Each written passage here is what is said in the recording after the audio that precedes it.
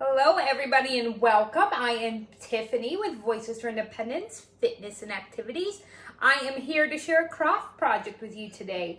I am going to show you how to make your very own homemade air dry clay. It's super simple. It only takes 3 ingredients. Now, you will need to use the stovetop for this recipe, so be prepared for that as well. And you can use any pot, or I am actually going to use a skillet in hopes that you can see what I'm doing a little bit better than trying to see down into a pot.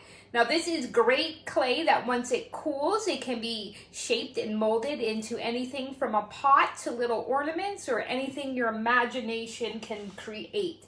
So, to get started, we're going to turn our heat on to about a medium high, and we're going to take 1 cup of baking soda, and we're going to add that to our pan. So we'll fill this up right here. Now this makes a nice amount. So if you have little pots you want to make or other ideas, this will be a great amount for that.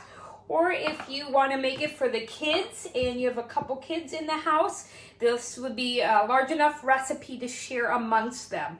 I'm going to add 3/4 cups of water to my 1 cup of baking soda, and I'm also going to add a 1/2 cup of cornstarch.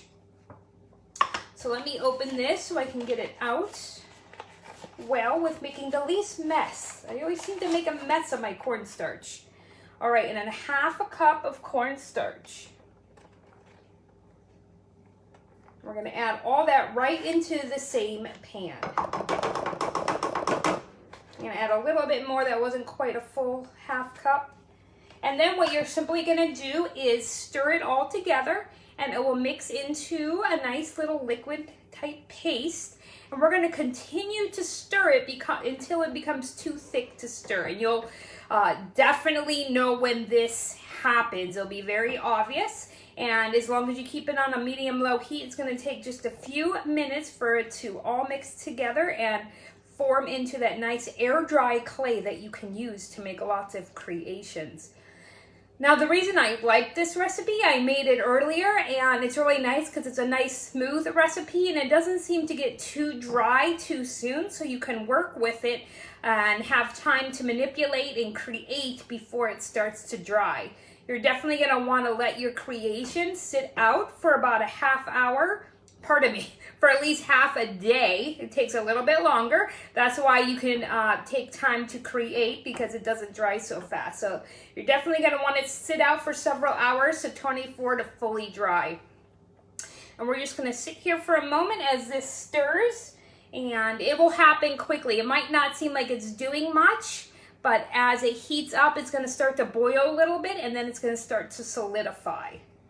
So as we go, another thing I love about air dry clay is not only can you make little sculptures out of it, you can also make really useful items. You can, like I said, you can make little bowls, you can make jewelry holders, candlestick holders, and you can even sculpt little figurines if you so desire.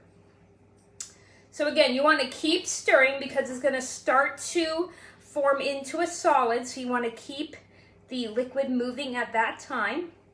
And again, it's super simple. If you have a preteen in the house, this would be something they could easily do, and it's a nice teaching recipe too on how to use the stovetop.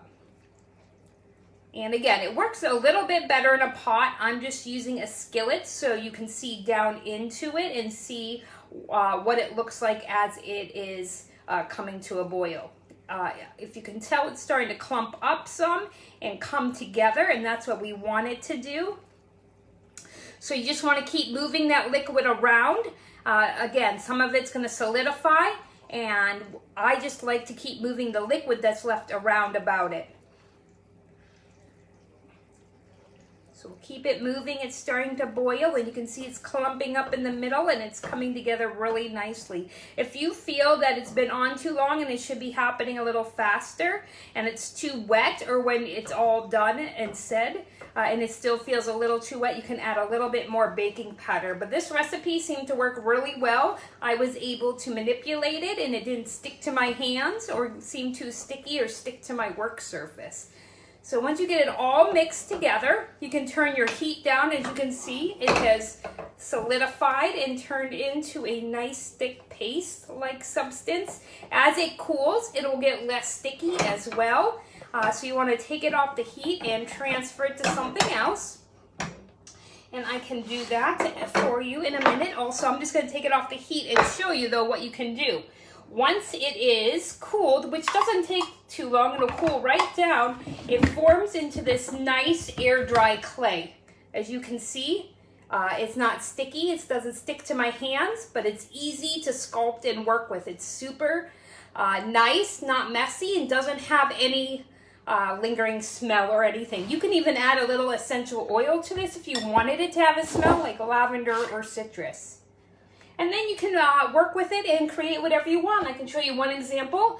I started to make a little coil pot a little earlier out of the air dry clay, and it's a super simple, easy idea as well. So if you don't have any clay in your house and you really feel like sculpting today, give it a try. 3 ingredients: baking soda, cornstarch, and a little water, and your imagination. I hope you enjoyed this recipe. I'll share it in the comments below, and if you have any questions, let me know. I hope you guys enjoy your day and stay creative.